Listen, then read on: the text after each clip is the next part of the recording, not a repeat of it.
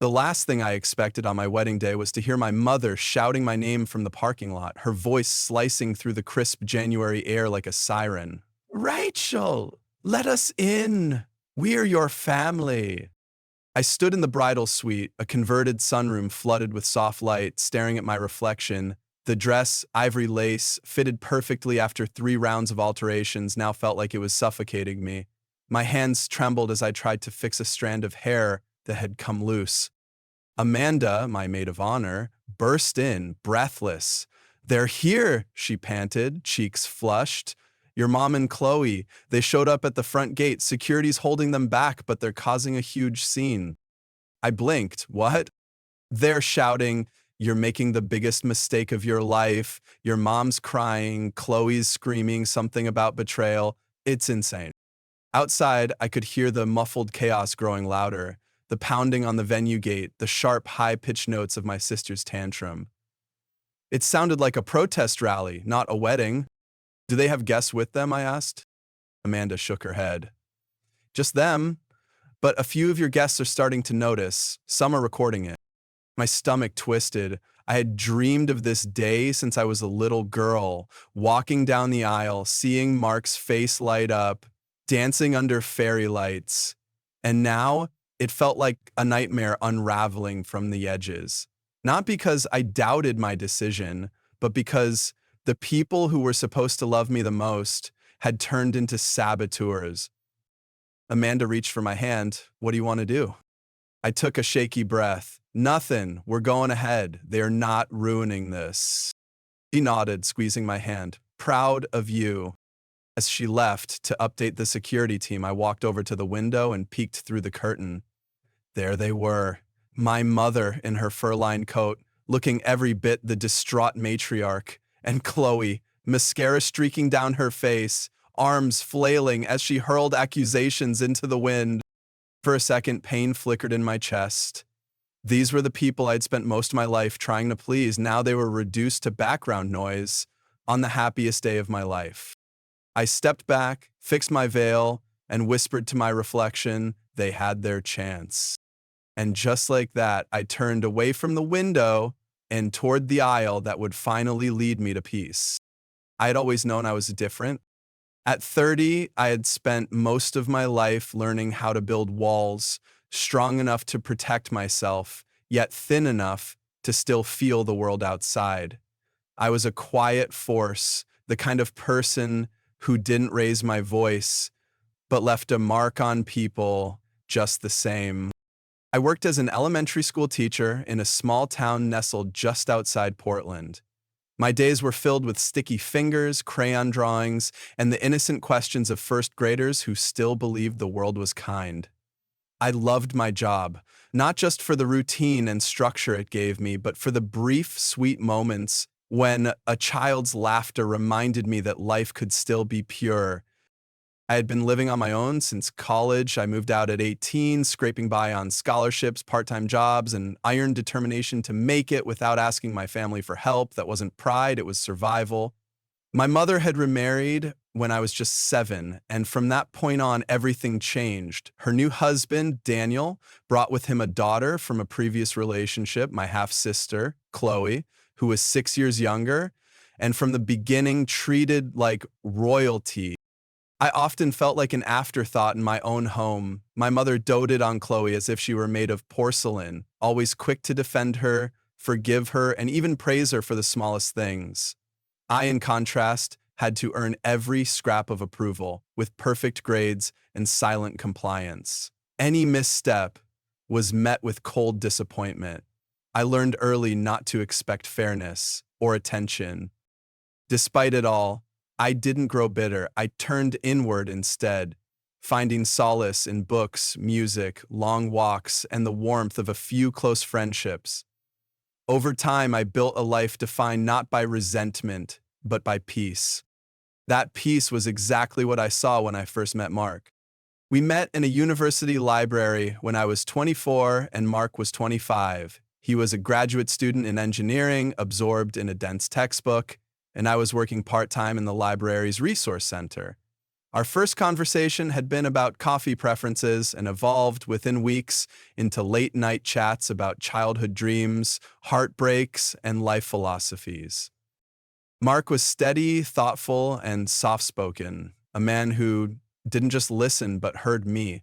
He made me feel safe, not in a guarded way, but in a way that made me feel like I didn't have to guard anything at all. Over 6 years, our relationship blossomed into a quiet, enduring love. We weren't flashy. There were no public declarations or grand gestures, just a constant, calm presence in each other's lives. Mark knew about my family dynamics, and though I didn't speak of them often, he could always tell when something weighed on me. So when he proposed, kneeling in our favorite garden spot with a simple gold ring, he wasn't just asking for a future. He was offering me the kind of love I had always dreamed of: stable, mutual, respectful. I said yes with tears in my eyes. We planned a small, intimate wedding for January, a winter celebration with cozy lighting, handwritten vows, and no over-the-top traditions. I wanted it to feel like us, honest, unpretentious, and full of love. At first, I had been hesitant to share the news with my mother. Years of lukewarm reactions and emotional distance had taught me to manage expectations. Still, a part of me hoped that maybe, just maybe, she would surprise me this time. She didn't. When I called to share the engagement, her response was a flat, "Oh, well, I guess Chloe's not going to take this well." No congratulations, no joy, just concerned for Chloe. I had to force a smile to keep from crying. Chloe had just gone through a messy breakup with a man she married after only 3 months of dating, a whirlwind romance that crashed and burned when she discovered he was cheating. It had been chaotic, dramatic, and very public. My mother had dropped everything to comfort her, even moving in with her temporarily to support her through the heartbreak. Now, with my wedding on the horizon, it was clear my mother viewed it not as a celebration, but as a threat. Within days, I began receiving texts from Chloe that were laced with passive aggression. "Must be nice to have everything work out for you. I guess January weddings are for people who don't care about how others feel." Mark, ever the diplomat, told me to ignore it. But I could feel something shifting. The undercurrent of tension I had grown up with was starting to rise again, this time threatening to drown what should have been the happiest time of my life. Still, I pushed forward. I booked the venue, I tried on dresses, I picked out invitations. But in the back of my mind, a voice whispered, "They're gonna ruin this for you." And I was beginning to believe it. After 6 solid years together, building a quiet but strong life side by side, Mark proposed one Sunday morning over pancakes. I, stunned and glowing, said yes with tears in my eyes and syrup on my cheek. I'd never been more sure of anything. Excited, I picked up the phone to call my mother, expecting a squeal of delight, maybe a happy cry. Instead, she paused for a beat, then said, "Oh, I hope Chloe's okay with this. No congratulations. No, I'm so happy for you. Just concerned for my half-sister." I blinked, caught off guard. "What do you mean?" "Well," she sighed, "you know she's still healing after the divorce. This might be hard for her to process." My heart sank. That wasn't the response I'd hoped for. Chloe's marriage had lasted 4 months before it crashed and burned. Her husband cheated, her friends took sides, and she moved back in with Mom. It was messy, sure, but what did that have to do with my engagement? Trying to brush it off, I focused on the joy of planning a wedding. Mark and I set a date in January, wanting a cozy winter ceremony surrounded by our closest loved ones. I envisioned white lights, hot cocoa, and vows exchanged under snow-kissed pines. It felt perfect. But the enthusiasm wasn't shared. Over the next few weeks, Mom's calls were less about helping me plan and more about questioning if the timing was really right. She floated the idea of eloping. "A small courthouse ceremony might be less painful for your sister," she said one night. Another time, she suggested, maybe push it back a few months. Give Chloe space to heal. I started to feel a strange guilt creeping in. Was I being insensitive? Was my joy a knife twisting into her wounds? Meanwhile, Chloe's behavior grew increasingly erratic. She would send cryptic messages like, must be nice to have it all figured out, or comment on my social media posts with, some people don't get fairy tale endings, you know? At first, I tried to empathize. I sent her a heartfelt message, invited her to coffee, and told her I wanted her to be part of the wedding. She never replied. Things escalated during a Sunday dinner at our aunt's house, a rare full family gathering. I brought my wedding planner notebook to share ideas with my aunt, who had offered to help with decorations. Across the room, Chloe rolled her eyes so hard I swear I heard it. Then, with a dramatic sigh, she muttered loud enough for half the table to hear, some people really love rubbing salt in the wound. The room went silent. I froze, embarrassed and stunned. My aunt tried to change the subject, but Chloe wasn't done. She pushed back her chair and said, you expect me to sit here and smile while she plays Princess Bride after everything I've been through? This family is unbelievable. Mom didn't diffuse the situation. She stood up and walked over to comfort Chloe. Honey, I know it's hard, she whispered, loud enough for everyone to hear. You've been through so much. I looked down at my untouched plate. My appetite vanished. No one defended me. No one told Chloe she was out of line, not even my mother. Later that night, Mark held me as I cried in bed. Maybe I should cancel, I whispered. Maybe they're right. He tilted my chin up. No, you are not going to let guilt ruin something beautiful. You deserve this. We deserve this. I wanted to believe him, but the seed of doubt had been planted, and it was growing fast. Days later, Mom called again. I've been thinking, what if you have a private ceremony now and do the celebration later? That way Chloe can be part of it when she's ready. I took a deep breath. Mom, I love you, but this isn't about Chloe. This is my wedding. It's my turn to be happy. She sighed, disappointed. I just thought you were more compassionate than this. That night, I picked up my old journal. I poured out my anger, confusion, and the deep ache I couldn't quite name. For the first time, I saw clearly that my family had always revolved around Chloe's emotions. Her wins were celebrated, her losses were comforted, and me? I was expected to be the strong one. Now, I was expected to put my life on hold for her feelings. No more. I closed the journal, wiped my tears, and made a promise to myself. I would not shrink my joy to fit someone else's shadow. I am not cruel for choosing happiness. That was the first step in reclaiming my voice. The pressure kept mounting. Even mundane conversations with Mom now carried an edge. She mentioned Chloe in every call, always casting her as the victim. She barely eats these days. She saw your engagement photo and cried all night. It felt like emotional blackmail. One night I received a group email titled Family Harmony. It was a long, guilt-laden plea to remember what matters most. Our relationships, not events. The implication was obvious. My wedding was causing the rift.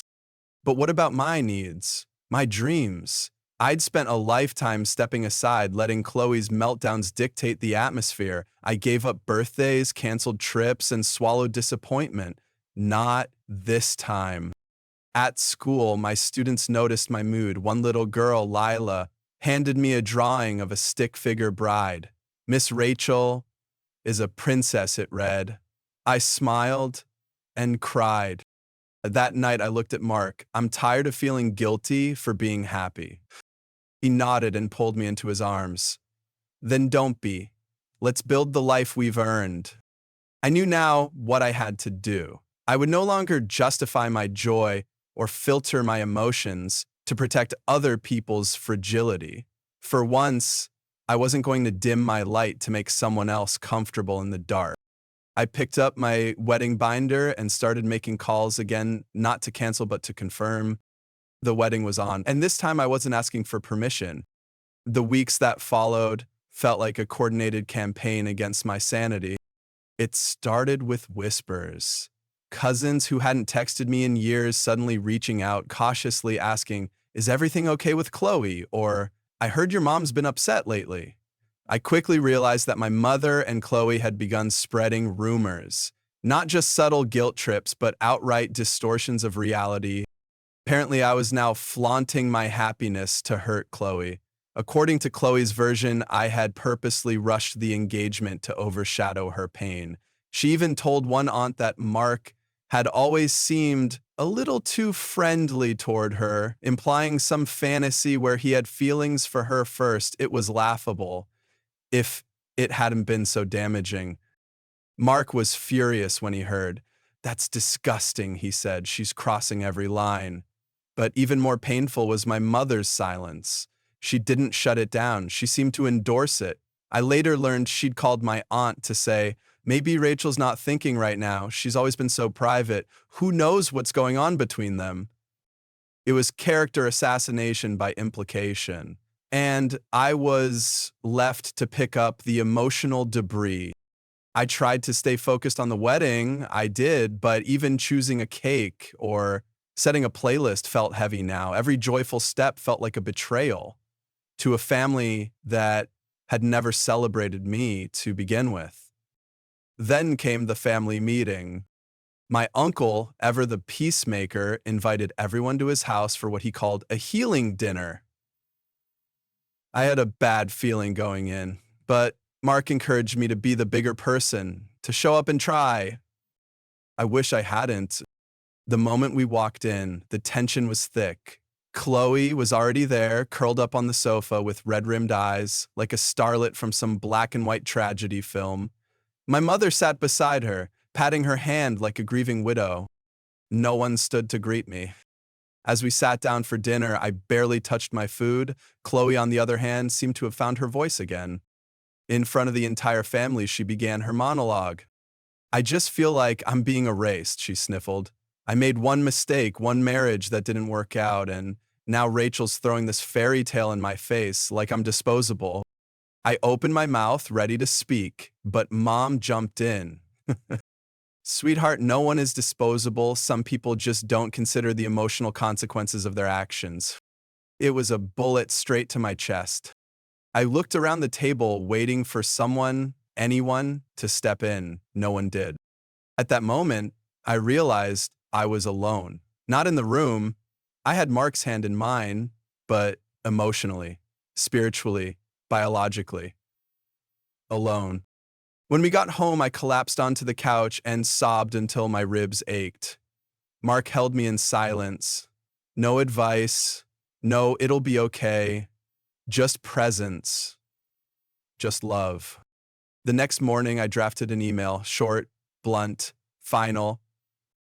I uninvited both my mother and Chloe from the wedding. I didn't even wait for a response. I turned off notifications for both of them and took a long walk by the river. The crisp December air helped clear my head, but it couldn't erase the ache in my chest. A few hours later, my phone buzzed nonstop. My mother had sent a scathing email in reply. "You've disgraced this family. Do you think your wedding will be any less empty without your real family there? You're being heartless. Chloe is fragile, and this could break her." And then came Chloe's message, dripping with venom, disguised as heartbreak. "I never thought you'd cut us out like this. You've always been selfish, but this is another level. You're choosing a man over your own blood." I didn't reply. There was nothing to say. But that didn't stop the avalanche. Within days, other family members chimed in. A cousin from Florida messaged me, "I don't know what's going on, but Aunt Elaine is devastated. You might want to rethink this." An uncle left me a voicemail about how weddings are about unity, not division. And even an old family friend commented on my Facebook photo, "Sad to see what this has turned into." I felt like I was drowning in a sea of disapproval. Even going to work became a challenge. I'd catch myself zoning out in the middle of a lesson or feeling my throat tighten when a student mentioned their mom. I started having nightmares, waking up in cold sweats. After dreaming, I was standing at the altar alone, with empty chairs behind me. I questioned everything. Was I wrong? Had I gone too far? Mark did his best to reassure me. You've done nothing wrong. Protecting your peace isn't cruelty, it's survival. But some nights, I cried myself to sleep, aching for a mother who would choose me, who would say, I'm proud of you, or even just, I'm here. Instead, she chose Chloe again and again. One night, I sat at my kitchen table with an open laptop, staring at my wedding guest list. I hovered over the delete button for my mother's and Chloe's names, even though they were already uninvited. It felt symbolic, like clicking that would make it final. And then I did it. Delete, gone. And I felt relief. Not happiness, not yet, but relief, like a tight knot in my chest had loosened. I wasn't free yet, but I was getting closer. A few days later, I received a letter in the mail. It wasn't from my mother or Chloe. It was from my Aunt Linda. Inside, in looping cursive, she wrote, I don't agree with everything that's happened, but I see you. I see your strength. And I want you to know that I'm proud of you for standing up for yourself. It's not easy to break cycles. I clutched the letter to my chest and cried. It was the first time in weeks I felt seen, not as someone's daughter, someone's sister, someone's scapegoat, but as myself, a woman who had chosen to protect her peace even when it cost her nearly everything. And that woman, she was finally starting to feel free. After I sent that final email, silence settled like a fog. For a while, I almost believed that things might calm down, that I could move forward without more fallout. I was wrong. What came next wasn't just silence. It was a storm disguised as whispers. People I hadn't heard from in years began popping up, not to offer congratulations, but to ask if I was okay. My cousin Jenna messaged me one afternoon asking, did something happen with your mom? She seemed upset. The passive-aggressive tone made my stomach churn. It didn't take long to realize what was happening. My mother had taken the reins on a new narrative. I wasn't just the daughter who uninvited her from a wedding. I was now the daughter who had abandoned her family, let a man come between blood, and turned cold after getting what she wanted. They were rewriting me. It was one thing to feel misunderstood, but being cast as the villain in my own story was another level of pain. Tried to block it out. I focused on wedding details, finalizing the seating chart, choosing the perfect playlist, and scheduling my last dress fitting. But every task was tinged with a quiet grief. I had dreamed of wedding dress shopping with my mom. I'd imagined her face when she saw me for the first time in white. Now, all those moments had become ghosts. I cried a lot in those weeks, alone, in the dark, with only Mark and my thoughts as witnesses. Some nights, I stared at the ceiling wondering if maybe they were right. Maybe I had been too harsh. Maybe I could have compromised more. Then I'd remember Chloe's words, my mother's silence, the look of betrayal they wore as if I was the one who had abandoned them. No, I had drawn a boundary, and they had chosen to crash into it. Started seeing a therapist named Dana. She helped me put language to my feelings, parental enmeshment, emotional triangulation, gaslighting. It was like someone turned the lights on in a room I'd been stumbling through my whole life. You're not broken, Dana told me. You were just taught to feel guilty for having needs. I cried harder that day than I had in years. Slowly, I began rebuilding myself, not just as a bride-to-be, but as a woman with a voice. The isolation wasn't just internal, it bled into the world around me. My phone, once filled with cheerful group chats, had gone eerily quiet. I wasn't invited to my cousin's baby shower. A childhood friend I'd stayed in touch with through Facebook unfriended me without a word. Even the florist I'd wanted to hire backed out, claiming a scheduling conflict, though I later found out my mother had been her client for years. I was being erased. One night, I broke down in front of Mark. I told him I didn't know if I had the strength to go through with the wedding. I felt like an imposter in my own life. Mark didn't say much at first. He just held me as I sobbed into his shoulder, my tears soaking through his shirt.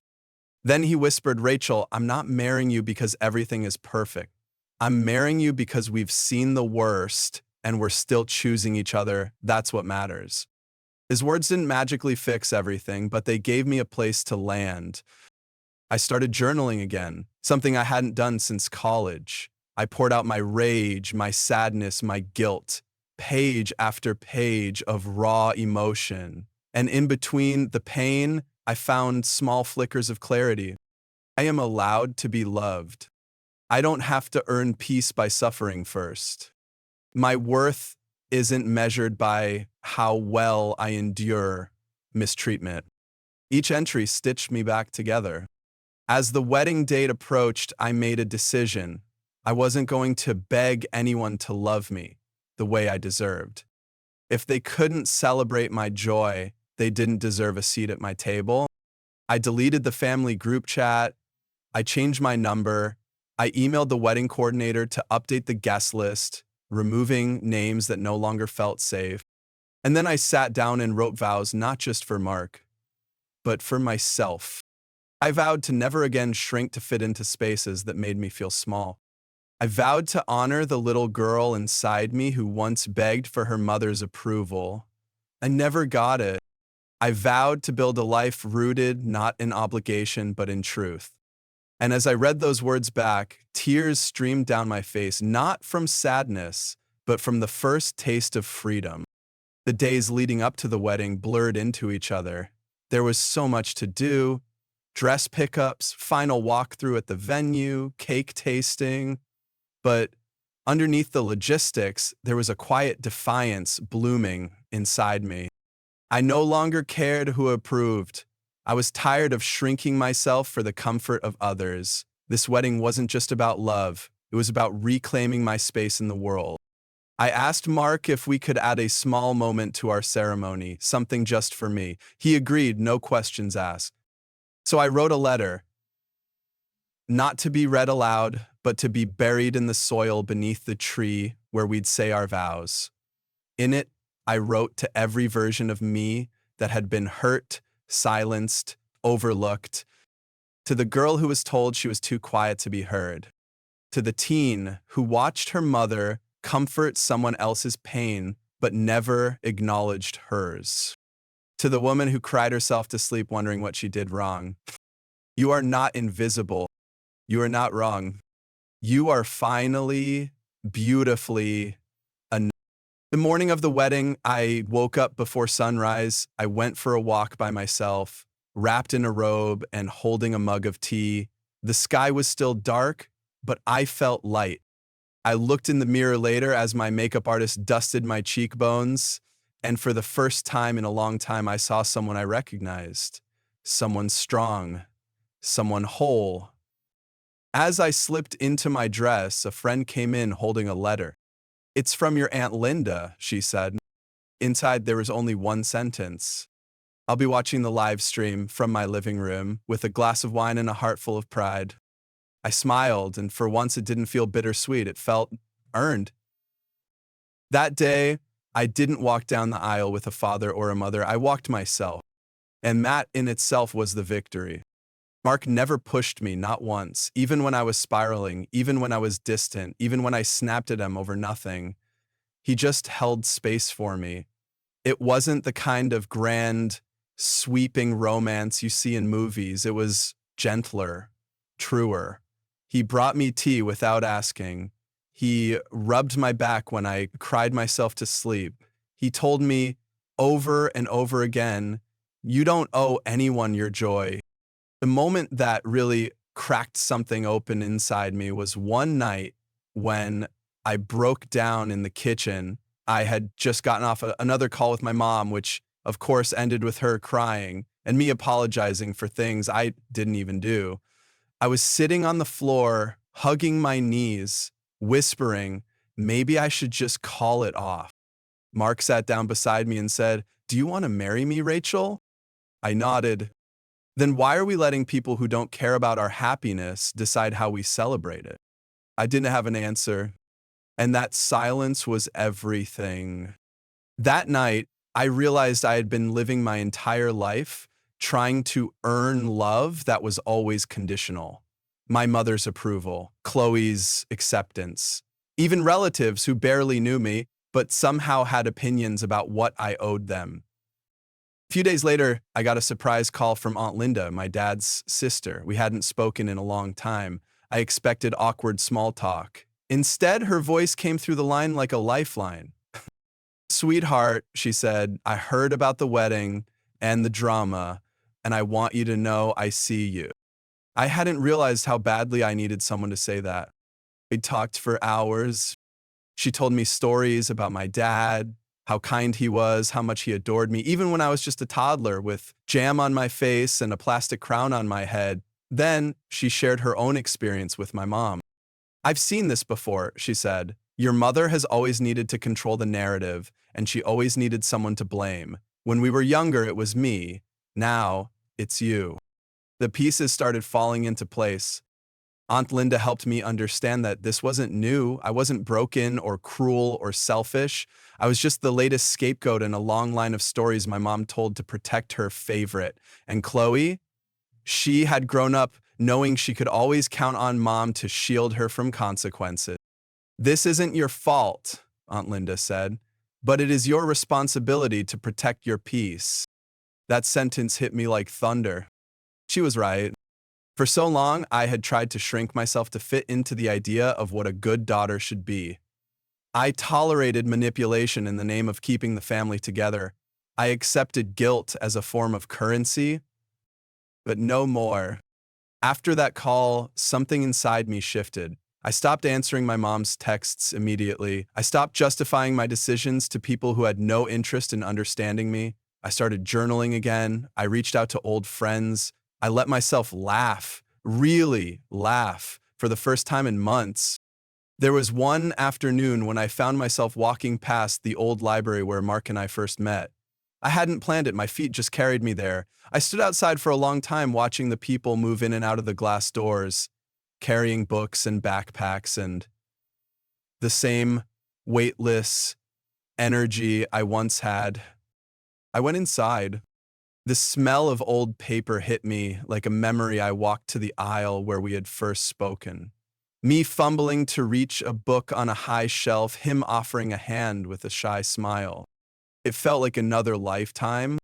Back then, I was just a quiet teacher trying to find peace in pages. I had no idea the storm that was waiting ahead. But standing there now, I realized something powerful. Even then, before love, before trauma, before healing, I had already started choosing myself. I came to that library to find quiet. I created space for my own curiosity and my own growth. That part of me had always been there. I just hadn't known how to protect her yet. After that day, I started doing more of the things that felt like me.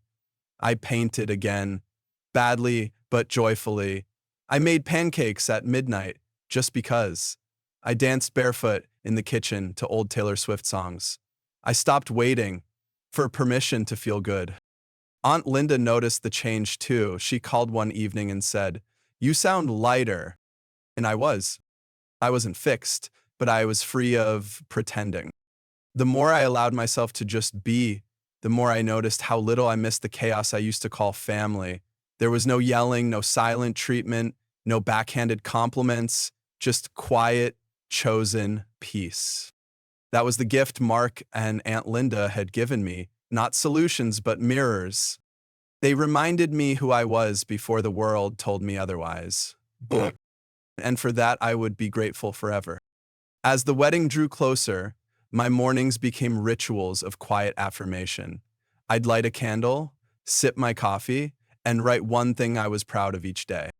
I said no without guilt. I let myself cry without shame. I smiled today for no reason at all. These tiny acknowledgments became anchors, proof that I was no longer living on autopilot or surviving for someone else's comfort. I was choosing joy deliberately, choosing presence. Mark noticed it too. He looked at me across the dinner table and said, "You're glowing again." I laughed. That's just the takeout grease. He shook his head. No, it's different. You're here. And I was, fully, not as a shell of a daughter or a guilty sister, but as Rachel, a woman loved deeply, yes, but more importantly, loving herself. For the first time in a long time. I was no longer haunted by who wasn't coming to the wedding. I was finally looking forward to who would be there and the life I would build beyond the aisle. And that realization, it felt like sunlight breaking through a storm I thought would never end. After the phone call with Aunt Linda, something shifted inside me. It was as if a fog had lifted. For so long, I had internalized the belief that I needed to keep the peace, to make myself small so others wouldn't feel threatened. But now I saw things clearly. I didn't owe my mother or Chloe my silence. I didn't owe them my happiness. I owed myself the freedom to live fully and joyfully. Mark noticed the change almost immediately. I had more energy and more clarity. I was no longer second-guessing every decision or bracing for the next emotional ambush. I started speaking up with calm certainty. I stopped justifying every boundary I set. I don't recognize this version of you, Mark said one evening as we reviewed the final wedding details. I do, I said with a small smile. She's been buried for years, but she's finally back. We decided to revisit our guest list. Anyone who had taken part in the smear campaign, anyone who had made me feel ashamed or guilty, was removed. I didn't care how close they were by blood. If they didn't respect me or Mark, they didn't deserve a seat at our celebration. We also hired 2 security guards for the venue. It felt surreal at first, like overkill, but after everything, it was a necessity. I wasn't going to let anyone ruin this day, not after how far I'd come. Then came Chloe's final move. She sent Mark a message late one night claiming she needed to clear the air before the wedding. I read the text over his shoulder. It was full of half-baked apologies and veiled digs at me, ending with, "Maybe we can meet for coffee, just the 2 of us?" Mark looked at me, want me to ignore it. "No," I said. "Let's respond once." He typed, "Chloe, I'm not comfortable meeting privately. If you truly want peace, I wish you well. But Rachel and I are focused on starting our marriage, surrounded by love, not drama." She never replied. Days later, a cousin forwarded me a screenshot of a post Chloe made. It was vague, of course. Something like, "It's funny how some people pretend to be victims while stepping on others to get what they want. Blood means nothing when clout is involved." I laughed when I saw it. "He's flailing," I told Mark. "Let her." Then something unexpected happened. My uncle David, Mom's brother, called me out of the blue. "I just wanted to say I'm proud of you," he said. "I haven't been the best at reaching out, but I've been watching, and the way you've handled all this, it's admirable." I was stunned. "Thank you, that means a lot." "You're not the first person in our family to go through this," he added, "but you might be the first to say enough, and that takes guts." That night, I cried, not out of sadness, but release. All the years I'd felt invisible, dismissed, lesser than, were finally cracking open to let in something new. Validation, support, a sense of being truly seen. In the final week before the wedding, we had one last planning session with our coordinator. It was supposed to be quick, just a check-in about the flow of the day, but she paused as she walked us through the timeline. "You're really calm," she said. "Most brides are still stressed out at this point." I laughed. "Oh, I've already survived the hardest part." She smiled like she understood. "Because what people don't tell you is that the real battle isn't the planning, it's the boundaries. It's choosing joy when guilt tries to smother it.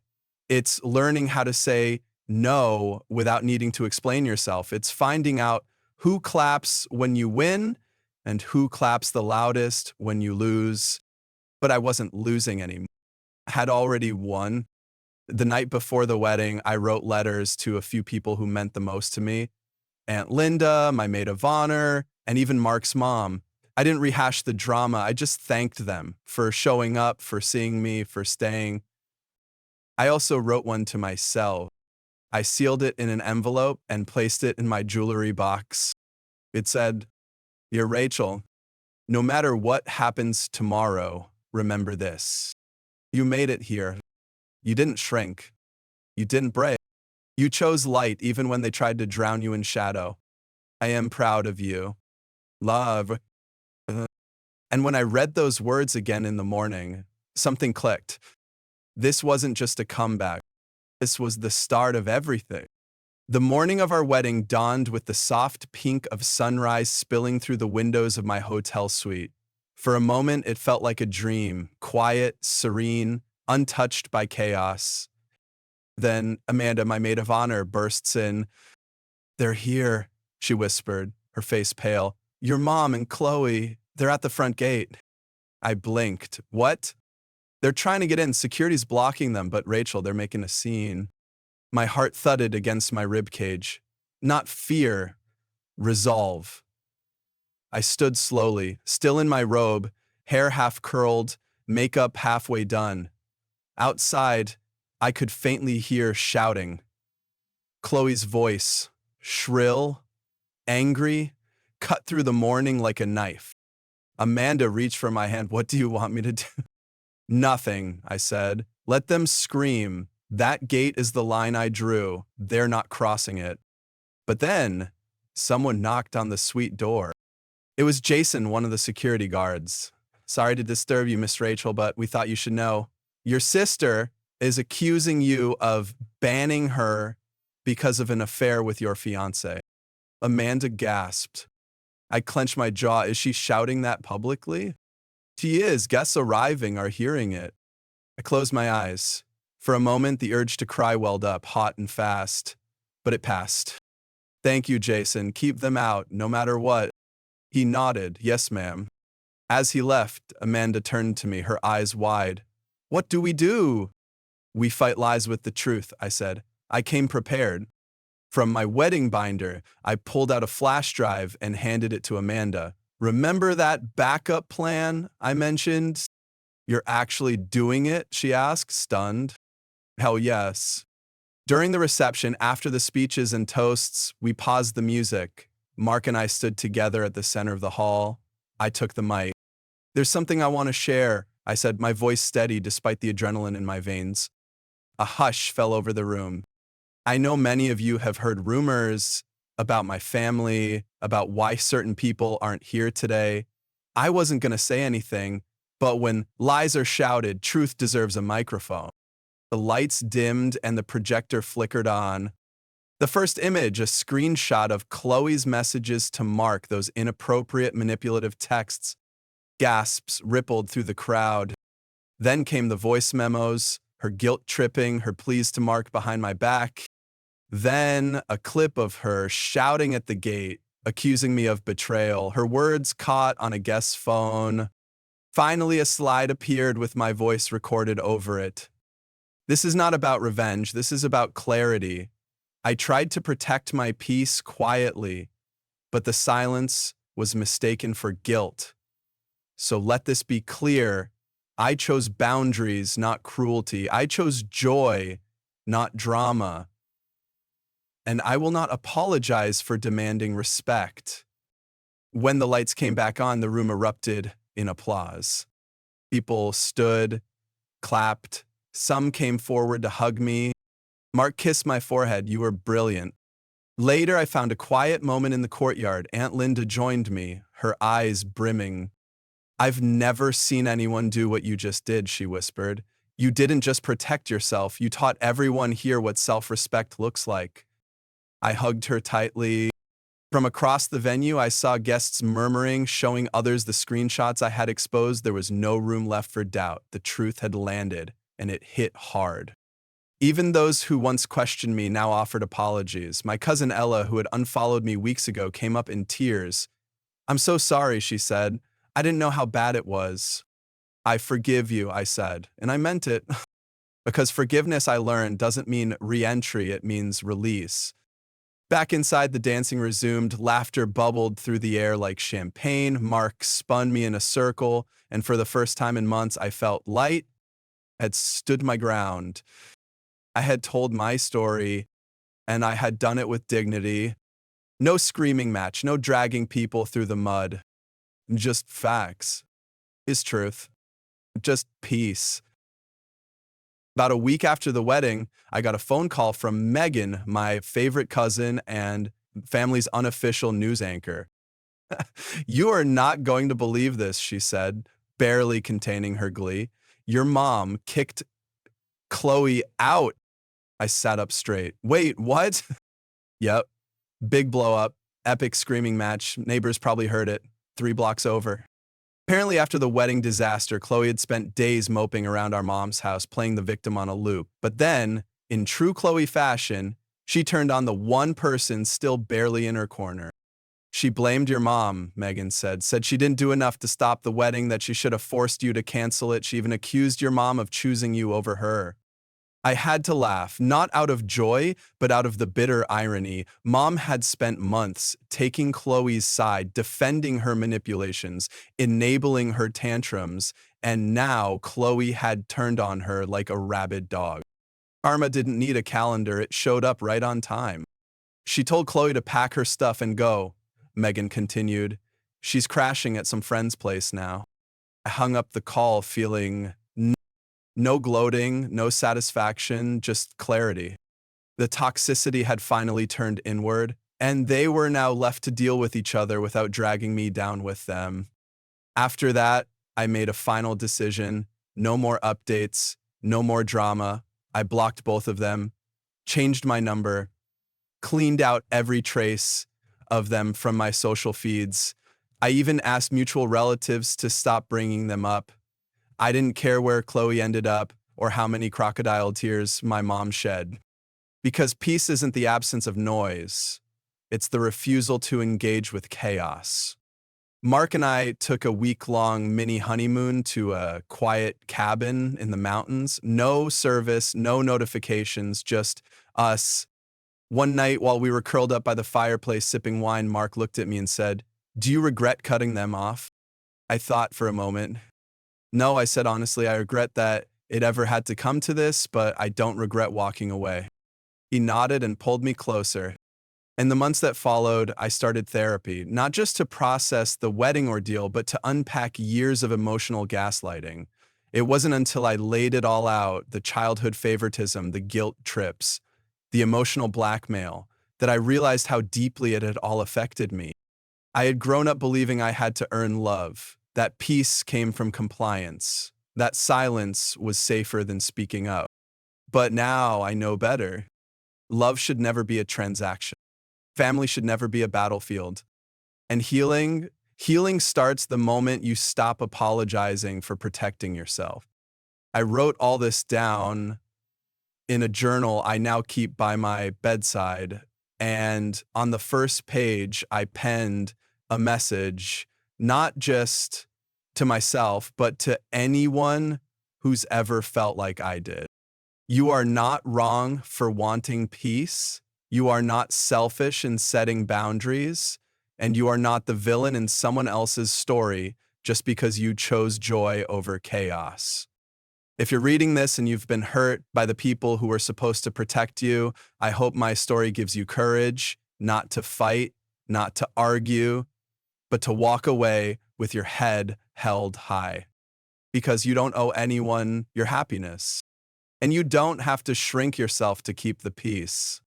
The day I said I do to Mark, I also said I don't to guilt, manipulation, and generational toxicity. And I've never felt lighter. So here's to love, the real kind, the kind that uplifts, that celebrates, that doesn't compete or control. Here's to family, the one you build, not the one you're forced into. And here's to you, whoever you are, wherever you're reading this from, may you find your voice, your peace, and your own happily ever after.